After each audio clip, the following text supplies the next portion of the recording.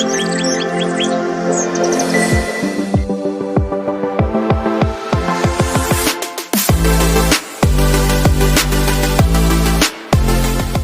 இயேசு கிறிஸ்து நாமத்தினாலே உங்களுக்கு என் அன்பின் வாழ்த்துதலை தெரிவித்துக் கொள்கிறேன். கர்த்தர் நாம ஸ்தோத்திரம். கர்த்தர் நம்மோடு இடைப்படுவாராக.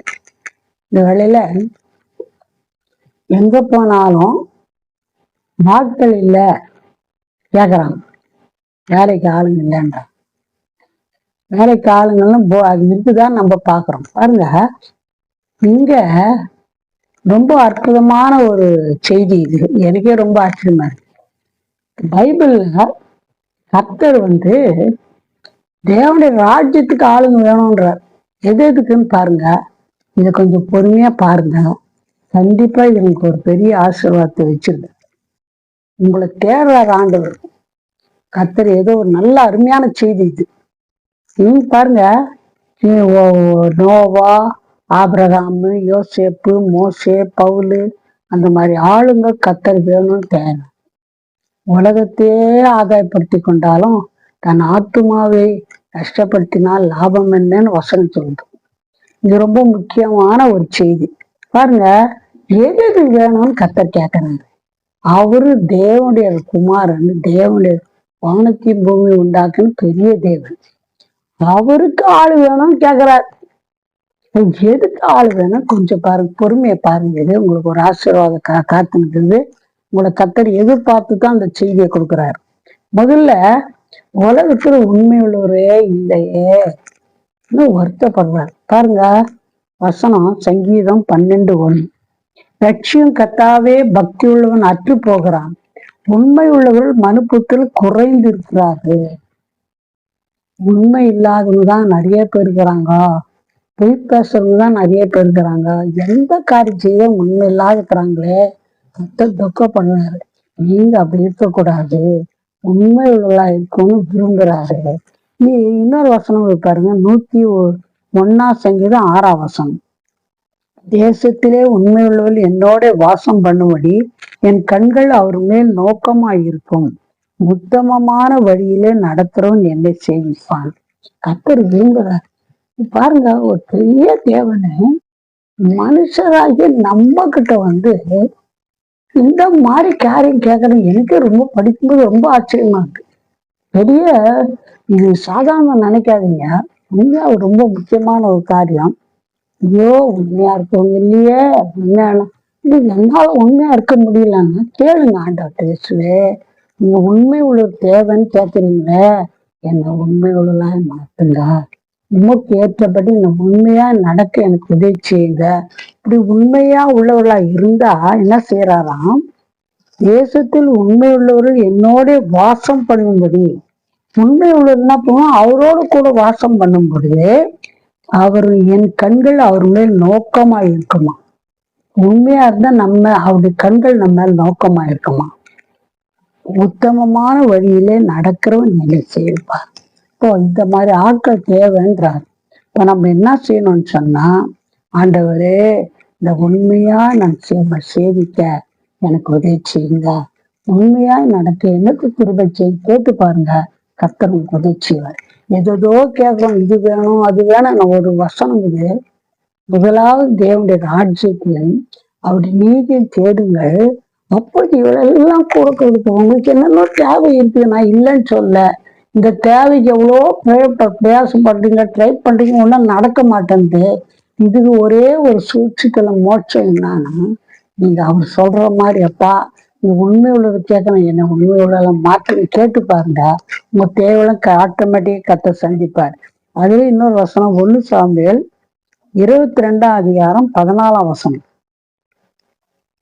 அமலேக்கு ராஜாவுக்கு பிரதியுத்தரமாக உம்முடைய எல்லா ஊழியக்காரரும் தாவீதை போல ராஜாவுக்கு மருமகனும் உம்முடைய கட்டளைப்படி செய்து வருகிறவனும் உம்முடைய வீட்டில் கனமுள்ளவனுமாயிருக்க உண்மை உள்ளவன் தான். தாவீதை பற்றி என்ன சாட்சி சொல்றாங்க பாருங்க. உண்மை உள்ளவன், வீட்டுல கனமுள்ளவனா இருக்கிறான், அதே நேரத்துல கனமுள்ளவனுமாய் இருக்க உண்மை உள்ளவன் யார்? உண்மை உள்ளவன் அந்த மாதிரி இல்லைன்றாங்க. நம்மளை பார்த்து சொல்ல முடியுமா? இவங்களை போல உண்மை உள்ளவங்க யாருமே இல்லை. அவ்வளவு சுலபமா நம்ம உண்மையா இருக்குன்னு சொல்ல முடியாது. கேளுங்க, ஆண்டவரே என்ன உண்மையுள்ள மாற்றுங்க, உங்களுக்கு பிரியமான பாத்திரமா உண்மையுள்ள மாற்றுங்க, கேட்டு பாருங்க. கண்டிப்பா கூட கர்த்தர் ஆசீர்வதிப்பார். அடுத்தபடியாக வேற யாரு இல்லைன்னு தேடுறாருன்னா, விண்ணப்பம் பண்றவங்க இல்லையா, ஜெபிக்கிறவங்க இல்லையா. இது சாதாரணமான மெசேஜ் நினைக்காதீங்க, சும்மா விட்டுறாதீங்க, பார்க்காத. இது ரொம்ப விசேஷமான ஒரு மெசேஜ். விண்ணப்பம் பண்றவங்க வேணும் எனக்குன்றார். விண்ணப்பம் பண்ணா நீங்க என்ன பண்றீங்க கேட்காதீங்க ஆண்டவரை. அவர் சொல்ற மாதிரி நம்ம விண்ணப்பம் பண்ணா நம்ம காரியம், நம்ம குடும்ப காரியம், நம்ம சபை காரியம் எல்லாவற்றையும் அவர் அழகா முடிப்பார். பாருங்க வசனம் பாருங்க, ஏசாயா 64:7. உமது நாமத்தை நோக்கி கூப்பிடுகிறவனும் உம்மை பற்றி கொள்ளும்படிக்கு விழித்து கொள்ளுகிறவனும் இல்லை. தேவரீர் உம்முடைய முகத்தை எங்களை விட்டு மறைத்து எங்கள் அக்கிரம நிமித்தம் எங்களை கரைய பண்ணுகிறே. பாருங்க, உண்மை நாமத்தை நோக்கி கூப்பிடுறவங்க பற்றி கொள்ளும்படிக்கு விழித்து கொள்ளுகிறவனும் இல்லை. தேவரீர் உம்முடைய முகத்தை எங்களை விட்டு மறைத்தாங்க. விழித்து ஜெபிக்கிறவங்களே இல்லை வசனம் சொல்லு. ஜெபிக்கிறவங்க எனக்கு வேணும்னு கர்த்தர் சொல்றாரு. இதுல இன்னொரு முக்கியமான ஒரு வசனம் பாருங்க, 22:29. தேசத்தின் ஜனங்கள் இடுக்கண் செய்து கொள்ளை அடித்து சிறுமையும் எளிமையுமானவரை ஒடுக்கி அந்நியனை அநியாயமாய் துன்பப்படுத்துகிறார்கள்.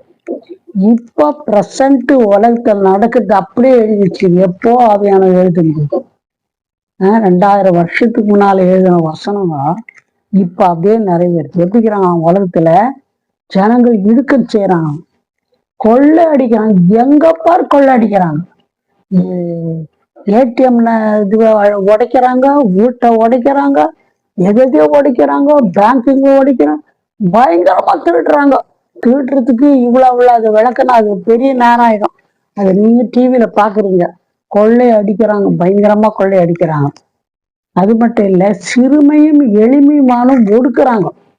அது மட்டும் இல்ல, அந்நியனை அநியாயமாய் துன்பப்படுத்துறாங்க. இதெல்லாம் பார்த்து கர்த்தர் ரொம்ப வேதனைப்பட்டு என்ன சொல்றாரு தெரியுமா? அவரால் அற்புதம் பண்ண முடியும், அவங்கள மாற்ற முடியும். ஆனா அதுக்கு ஜெபிக்கிற ஆட்கள் வேணும்னு கர்த்தர் சொல்றாரு. 30ஆம் வசனத்துல, நான் தேசத்தை அழிக்காதபடிக்கு திறப்பில நிற்கவும் சுவரை அடைக்கும் தக்கதாக ஒரு மனுஷனை தேடினேன், ஒருவனையும் காணேன். உங்கள்கிட்ட தான் கர்த்தர் கேட்கிறார். இந்த மாதிரி மக்கள் அழிக்கணும். கர்த்தர் பாருங்க வசனம் என்ன சொல்றதுன்னா, பாவம் செய்கிற மக்கள் கண்டிப்பா தண்டிக்கப்படுவாங்க. அவர் ஏன்னா அவர் நீதி உள்ள ஆண்டவர். அவர் நீதி உள்ள ஆண்டவரா இருக்கிறதுனால நீ பாவம் செய்த யாரானாலும் தண்டனை வரும். அதனால தண்டிக்கணும்னு அவர் விருப்பம் இல்லை. ஒருவராவது கெட்டு போய் நஷ்டப்படணும்னு அவர் விருப்பம் இல்லையா. ஒருவரும் கெட்டு போகக்கூடாதுன்னு சொல்லி அவருடைய விருப்பம். அப்படி ஒருவனும் கெட்டு போகாமல் இருக்கணும். அதற்காக யாரா செபிக்கணும். திறப்பின வாயில் நின்று செபிக்கணும்னு கர்த்தர் விரும்புறார். இப்போ நீ ரெடியா இருக்கிறியா? உன்னதான் பார்த்து கர்த்தர் கேட்கிறார். நான் என்னால் செபிக்கிறேன், நான் சரியா ஜெபிக்கிறது இல்லை. அழிந்து போகிற ஆத்மாக்கு கொலை செய்யறவங்க, கொள்ளை அடிக்கிறவங்க, அப்படியே தற்கொலை பண்றவங்க, பயங்கரமான பாவங்கள் செய்யறாங்க, அழிவு செய்யற நிறைய பேர் இருக்கிறாங்க. அவங்கெல்லாம் இப்படியே ஜீவித்தாங்கன்னா கண்டிப்பா நரகத்துக்கு போவாங்க, மறித்து போவாங்க, நஷ்டப்பட்டு போவாங்க. ஆண்டவரே அவங்க எல்லாம் அழிக்க வேணாம்ப்பா, அவங்கள மன்னிங்க, அவளை மன்னிங்க, ரத்தத்தினால கழுவுங்க சொல்லி பிறப்பின் வாயில நிற்கிற ஆட்களை கர்த்தர் தேடுறேன். நீ செய்வீங்களா?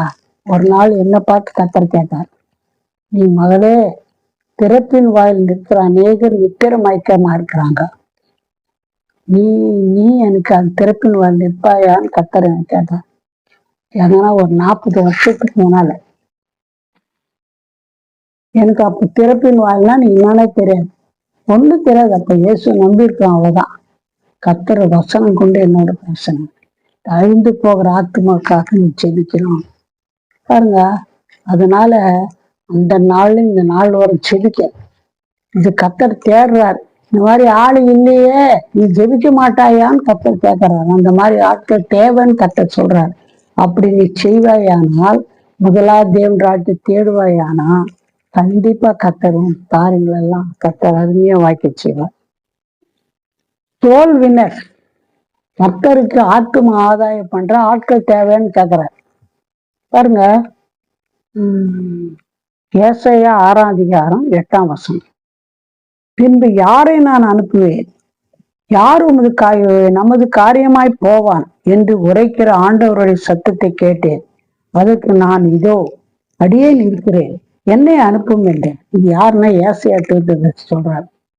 யார் அனுப்புவேன், ஏன்பா எனக்காக சொல்றதுக்கு வசனம் சொல்றதுக்கு யார் அனுப்புவேன்னு கேட்டா ஏசாயத்துக்கு சொல்றாரு, அடியன்னா இருக்கிறேன், என்ன அனுப்புவான். இந்த மாதிரி சொல்ற ஆட்கள் தேவை என்று கர்த்தர் விரும்புறாரு. பாருங்க, பெரிய பணக்காரத்து வேலை செய்யலாம், பெரிய கம்பெனில வேலை செய்யலாம், ஆனா ஆண்டவர்கிட்ட வேலை செய்யறதா ரொம்ப விசேஷமான காரியம். ஒரு பெரிய கத்திரி ஊழியக்காரர் இருந்தார். அவரை ஒரு நாள் கூப்பிட்டாங்க. இந்த அமெரிக்காவில அமெரிக்கன் பிரசிடென்ட் போஸ்ட் தான் உலகத்திலே பெரிய போஸ்ட். அவர் அமெரிக்காவில பெரிய ஊழியக்காரர். அவர் என்ன சொன்னாலும் எல்லாம் ஜனங்க சொன்னாங்க, எலெக்ஷன் நின்னுங்க, பிரசிடென்ட் எலெக்ஷன். ஏன்னா அவர் பிரசங்கம் பண்ணா நிறைய ஜனங்க ரட்சிக்கப்படும், கூட்டமா வருவாங்க. அந்த மாதிரி ஒரு புகழ்பெற்ற ஒரு ஊழியக்கார். அவரு கிட்ட சொன்னாங்க, ஐயா நீங்க மட்டும் இந்த அமெரிக்கன் பிரசிடென்ட்ல நீங்க என்ன பண்ணணும், எலெக்ஷன் நின்னுன்னு வச்சுங்களேன், நீங்க தான் பிரசிடென்ட் ஆயிடுங்க. அவர் என்ன சொன்னா தெரியுமா, ஐயா நான் எனக்கு தேவையில்லைப்பா, நான் பெரிய தேவனுக்கு ஊழியம் செய்யறேன், அந்த ஊழியத்தை விட்டு இந்த வேலைக்கு என்ன வர சொல்றீங்க, நான் வரமாட்டேன். பாருங்க என்ன காரணம், அர்த்தம்னா அவருக்கு ஊழியம் செய்யதான் ஒரு பெரிய பாக்கியம்.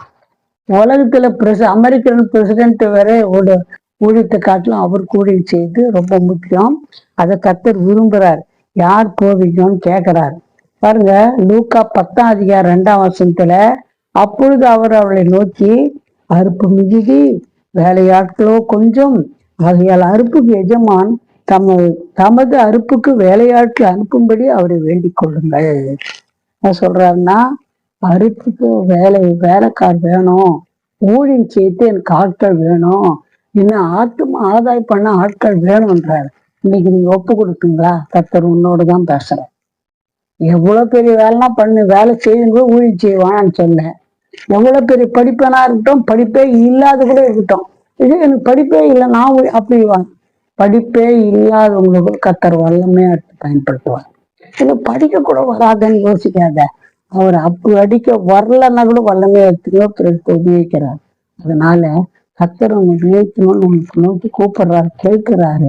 இது சொல்ல, ஆண்டவரே நான் வரேன்ப்பா, ஏசாயத்துக்கு போல் நான் வரேன், என்ன அனுப்புன்னு கேட்டா கர்த்தர் உங்களை பயன்படுத்த வல்லமல்வராக்குற. கர்த்தர் உன்னோடு தான் பேசுறேன், உன்னோடு தான் கர்த்தர் பேசுறேன், உன்னோடு தான் பேசுறேன். கர்த்தத்தை ஒரு ஊழியத்துக்காக பயன்பட வேணும்னு விரும்புறாரு. மோசே கூப்பிட்டாரு ஊழியத்துக்கு வர சொன்னா, அவரு இப்ப சொல்ல நேரம் 7 சாக்கு சொன்னார். எனக்கு திக்கு வாய், என்னால பேச முடியாது, எனக்கு பேசுறதுக்கு இன்னொரு ஆள் அனுப்புங்க, என்னால முடியாது, என்னால பேச முடியாது, நான் ஒன்னும் என்னன்னு சொல்லிட்டாரு. 7 சாக்கு சொல்லிட்டாரு. அவர் விடவே இல்லை. உனக்கு திக்கு வாய்ந்தா உங்க அண்ணன் அனுப்புறேன் கூட பேசுறதுக்கு, உனக்கு என்ன சொன்னா நீ தான் வரணும்னு சொன்னாரு. அவரை வச்சு எத்தனை 6 லட்சத்துக்கு மேல மக்களை எகிப்திலிருந்து வெளியில கொண்டு வரது கர்த்தர் வல்லமையா பயன்படுத்தணும். அதுக்காகவே கர்த்தர் அவர் தெரிந்து கொண்டார். கர்த்தர் நம்ம ஸ்தோத்திரம். அடுத்தபடியாக வேற எதுக்கு ஆள் வேணும்ன்றாருன்னா, கம்ஃபர்டர்ஸ், தேற்றுகிறவங்க தேவை. நீ துக்கத்துல, கவலையில, கண்ணில, பிரச்சனை ஆற்றல் இருக்கிறாங்க, அவங்களுக்கு என்ன செய்யணுமா, அவங்கள தேற்ற மக்கள் வேணும்னு கர்த்தர் விரும்புறாரு. பாருங்க, வசனம் 40ஆம் அதிகாரம் ஏசாயா 40:1, என் ஜனத்தை ஆற்றுங்கள், தேற்றுங்கள். என் ஜனம் ரொம்ப துக்கப்படுது, கஷ்டப்படுது, ஒரு ஆறுதலான வார்த்தை சொல்லவானவா? இதுதான் ஒரு ஆசீர்வாதமான ஆண்டை. நீ ஒப்பு கொடு ஆண்டவரே, நீ ஒப்பு கொடுக்குறப்பா. இன்னைக்கு ரொம்ப நல்ல மெசேஜ் கேட்டோம். பாருங்க, என்ன ஒப்பு கொடுக்குறாப்பா, எவ்வளவு கஷ்டத்துல துக்கத்துல துன்பத்துல இருக்கிறாங்க, அவங்க கிட்ட என்ன நடத்துங்க. நம்ம ஒரு கத்தர் மட்டும் நம்மளோ மூலமா பேசுவாரானா ஒரே ஒரு வார்த்தை பண்ண எவ்வளவு துக்கத்துல இருக்கும் ஆறுதல் ஆயிடுவான். அந்த மாதிரி ஒரு ஆசீர்வாதத்தை கொடுக்க விரும்புறா, உன்னை கூப்பிடுறார். கத்தர் அற்புதம் செய்வாரு. இன்னொரு வசனம் பாருங்க, சங்கீதம் 69:20. நிந்தை என் இருதயத்தை பிளந்தது, நான் மிகவும் வேதனைப்படுகிறேன். எனக்காக பரிதபித்தல் உண்டோ என்று காத்திருந்தேன், ஒருவனும் இல்லை. தேற்றுகிறவர்களுக்கு காத்திருந்தேன், ஒருவனும் காணேன். பாருங்க, இந்த மனுஷன் என்ன சொல்றாரு, என்னை தேற்றுங்க யாரும் இல்லை, எனக்கு ஆறுதல் படுத்துவங்க யாரும் இல்லை, எனக்கு பரிதபிக்கிறவங்க யாரும் இல்லை, நான் யாருன்னா தேற்றுவாங்களான்னு நினைச்சு யாருமே இல்லைன்னு. இந்த மாதிரி ஆட்கள் இந்த நாட்கள்ல உலகத்துல நிறைய பேர் இருக்காங்க. ஆற்றுவங்க இல்லை, தேற்றுவங்க இல்லை. பணம் இருக்கலாம், பொருள் இருக்கலாம், ஆட்டு இருக்கலாம், சொந்த பந்தம் இருக்கலாம். ஆனா ஆற்றுவங்க தேற்றுவங்க யாருமே கிடையாது. அது ஒரு முக்கியமான ஒரு ஊழியம். அதுக்கு ஆடு இல்லைன்னு கத்தர் கேட்கிறாரு, உன்னை கூப்பிடுறாரு, உன்னைதான் கூப்பிடுறாரு. அந்த கிருபை எனக்கு தாங்கப்பா. துக்கத்துல கண்ணீர்ல கவலையில் இருக்க மக்களுக்கு நான் ஆறுதல் படுத்தணும், அவங்களுக்கு தேர்தல் படுத்தணும். என் வாயின் வார்த்தை நான் உபயோகிக்கும் பேசும் பொழுதே அவங்க ஆறுதல் அடையணும். அந்த மாதிரி ஒரு அனுபவம் எனக்கு தாங்க கேட்டு பாருங்க. கத்தர் உங்களுக்கு தருவாரு, உங்களை ஆசீர்வதிப்பார், உங்களை உபயோகப்படுத்துவார். நீங்க கேளுங்க, கத்தர் கண்டிப்பா அதை செய்வார். அது மட்டும் இல்ல, இன்னொரு வசனம் பாருங்க, துணை செய்யறதுக்கு ஆளுவன ஹெல்பர்ஸ். துணை செய்யறதுக்கு ஆள் இல்லைன்னு கத்தர் சொல்றாரு. அது என்னன்னு பார்க்கலாம். ஏசாயா 64:5. மகிழ்ச்சியாய் நீதியை செய்கிறவர்களையும் உங்களுடைய வழிகளில் உண்மை நினைக்கிறவர்களையும் சந்திக்கிறேன்.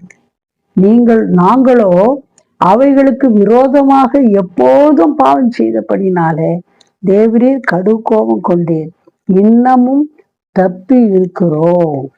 பாருங்க, கத்தரு இந்த மாதிரி உதவி செய்யுங்க தேவைன்னு கத்தர் சொல்றாரு. உதவி செய்யணும், கத்தருக்கு உதவி செய்யணும், ஹெல்பர்ஸ் வேணும். இதை கத்தர் நம்ம கிட்ட எதிர்பார்க்கிறார். எவ்வளவு துக்கத்துல இருக்கிறாங்க, பண தேவையில இருக்கிறாங்க, அதனால முடிஞ்ச உதவி செய்யுங்க. நீங்க கொடுத்தா கத்தர் சும்மா விட்டுற மாட்டாரு. ஊழியத்துக்கு தேவைப்படுது பணம், அது தேவை, நீங்க கொடுக்கலாம். நீ கொடுங்களா, அப்போ இது கொடுக்கப்படும், கத்தர் கொடுத்துருவாரு. கத்தர் கண்டிப்பா என்ன பண்ணுவார், நீ கொடுத்தாலும் ஏதோ ஊழியத்துக்கு மட்டும் இல்லை, ஏழை இன்னைக்கு எவ்வளவு கஷ்டத்துல துன்பத்துல இருக்கிறாங்க, ஒரு வேலை சாப்பாடுல எவ்வளவு பேர் இருக்கிறாங்க.